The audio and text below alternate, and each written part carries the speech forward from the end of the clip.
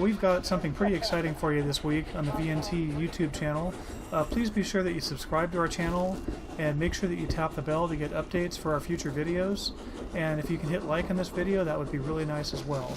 I'm not going to spend a lot of time introducing things. I will do a little more narration, but we have a long-lost interview that I did with Henry Luna from my archives that I've been trying to find for the last 10 years or something like that. So here we go.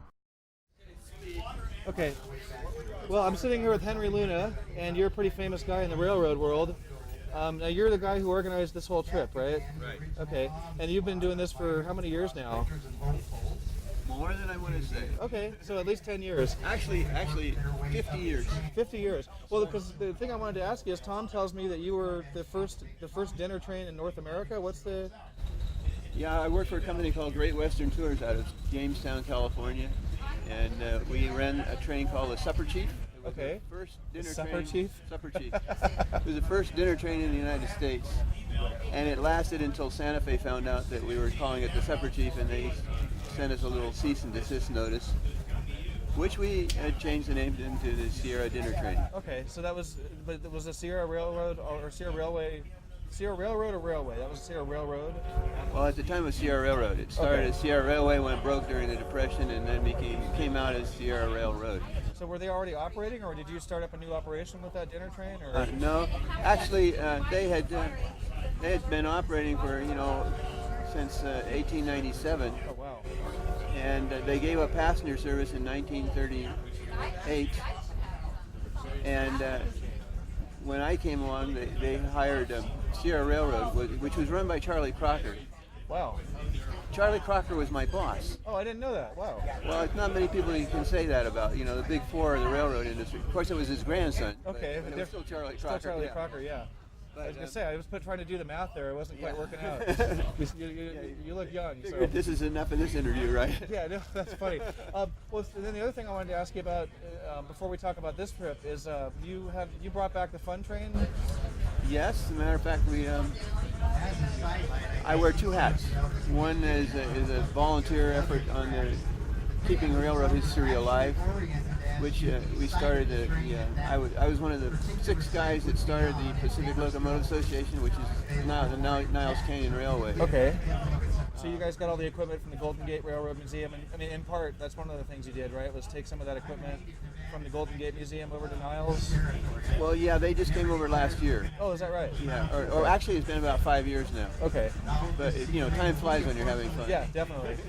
Or they say time's fun when you're having flies. If you're a frog. I'll use that one next time. And then, how did you get the idea to do the trip up here? Because this is the first PLA trip on the VNT, I think, on the reconstructed VNT. Oh yes, that's true. Yeah, on these tracks down Matter here. of fact, apparently it's been 50 years. This is the first train in 50 years that covered the route we did today. Wow.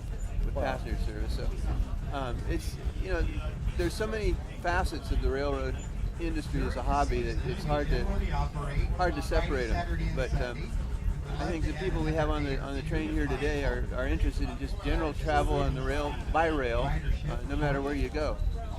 And our object of starting this rail fan club in 1961 was to keep unusual steam locomotives and passenger trains running in service, whether we chartered them or ran them yourself. Yeah, ran them up ourselves. And the first steam engine we ever got, we bought for $750.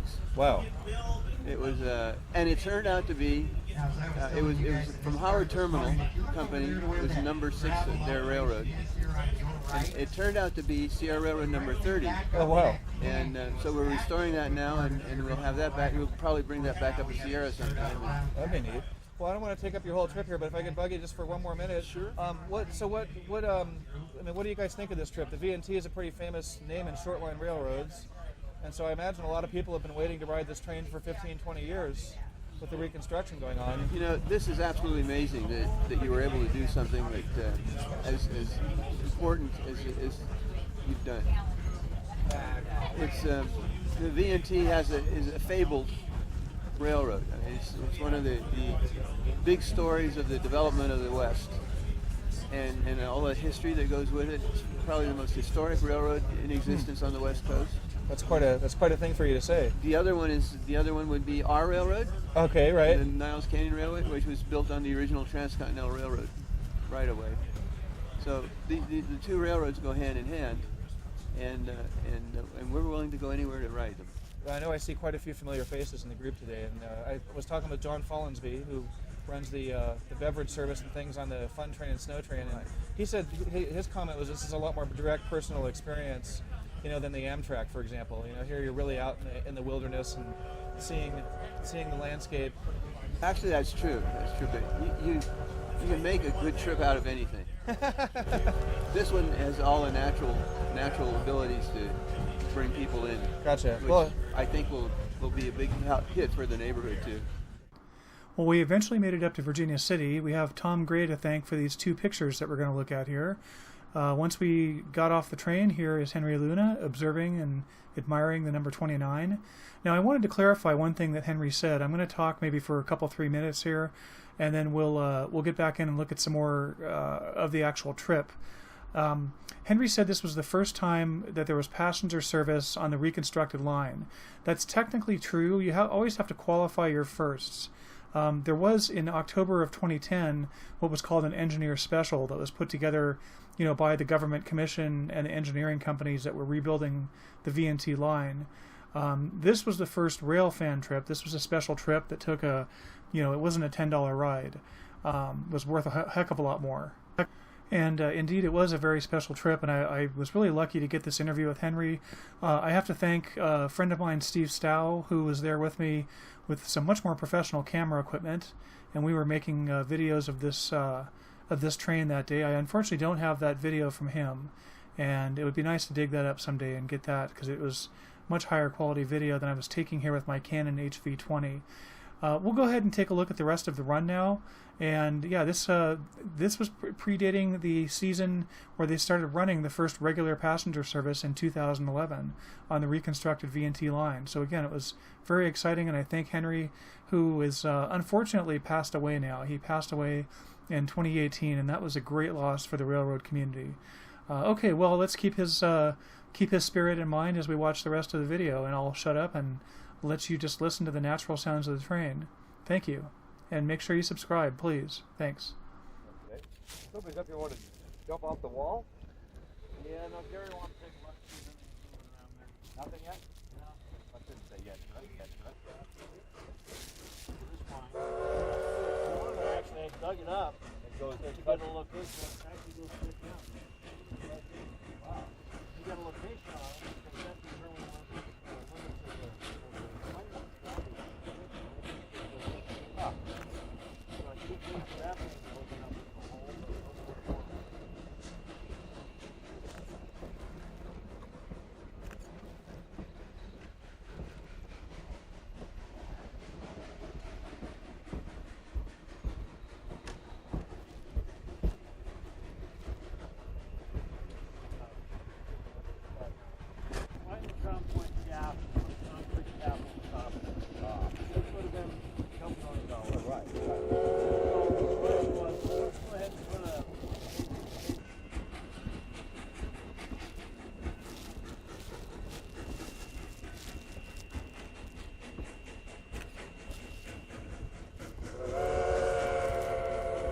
Yeah, this stuff's for Tom today. He's going to end up on this video. What's that? This stuff is for Tom Yeah, today. that's what he said. Yeah, this is one of our rockfall profit tile areas, which we knew we were going to have here, but such a looking effective construction spring with it. Yeah. But we had a couple rocks come down. I imagine we'll have a couple more yet this spring.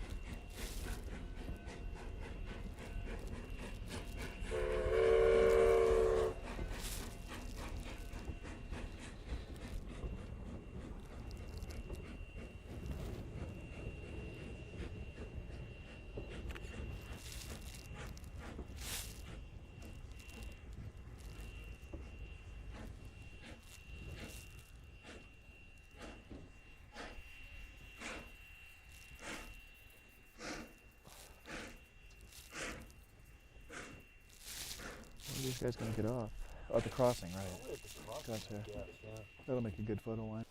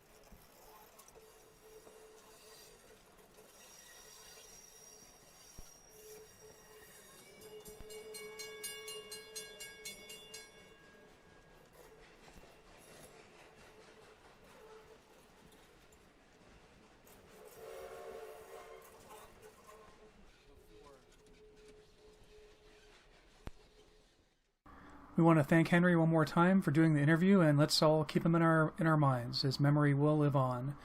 What a great guy for the railroad community. Thanks for watching. Make sure you subscribe, okay? Thanks. See you next time.